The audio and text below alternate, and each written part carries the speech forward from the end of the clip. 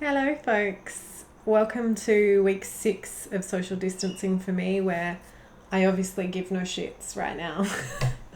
It's Tuesday afternoon, and I'm about to jump on the radio and talk to Triple J's hack about feeling video conferencing fatigue, or what I call being zoomed out. Because we're all trying to connect for work and for being at home in the video conferencing screen space, there's all of this data and information that we're trying to keep on top of. So just trying to not look at ourselves. You might have seen those memes where we kind of stare off into the distance, but actually make eye contact and keep up with all of the little Brady Bunch squares that are happening in those meetings. It's actually a lot of information for our brains to try and process.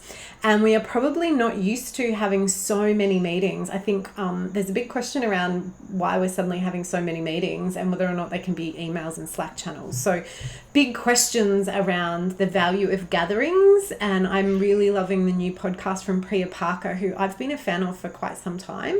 She is talks about gatherings as one of the kind of social glue sort of phenomenon that people have.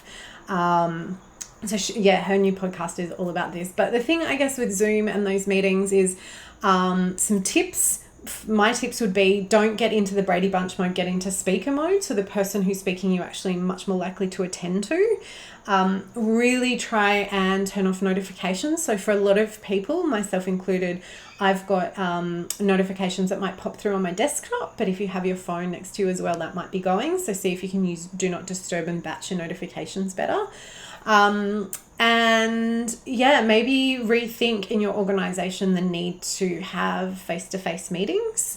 It might be also that you, because you're meeting for work and then you're trying to socialize using Zoom and some of those platforms, it might be good just to go to the phone, or to have a less sensorily intense experience for some of those. So actually just listening to somebody's voice, where you don't have to be, trying to keep up and trying to do all of the performative things, because that's another aspect to it. You do actually want to look like you're listening and you're giving all of that feedback and things like that. So it can be a little bit intense. Sometimes maybe it's okay to go and turn your camera off in those moments.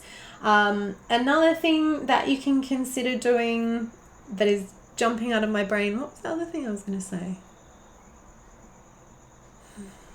See, this is what happens. Overload, mental overload.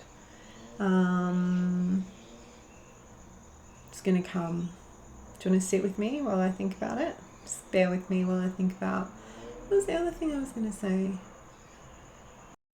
I remembered. It was take breaks between your meetings. So as a psychologist, in between my sessions, I have about 10 minutes, or I try and give myself a buffer so I can kind of write up some notes and prepare for the next session and have some water or go to the bathroom or whatever I need to do.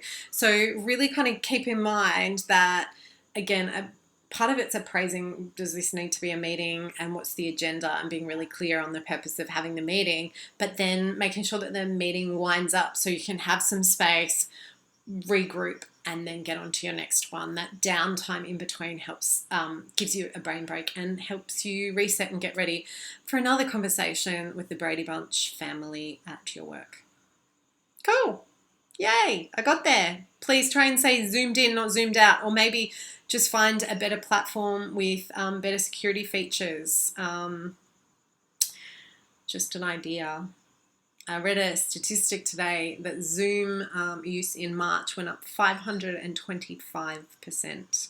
There must be a competitor out there. Please tell me what that is and I'll go and invest in it.